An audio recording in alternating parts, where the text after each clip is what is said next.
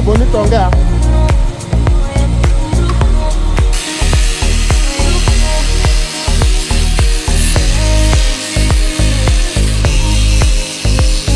One of our clients managed to bring some bastles that were made from rods and wood.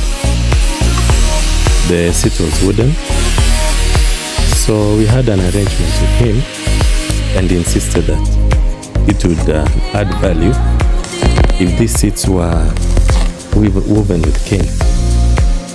So what we decided to do first is to remove the excess metal that was in those bastles, and then we decided to reinforce a support on top.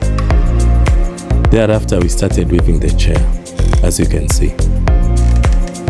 So this is how the process of rattan weaving is done.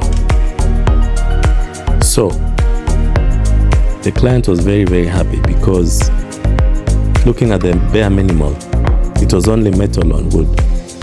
But at least now the cane has some rattan.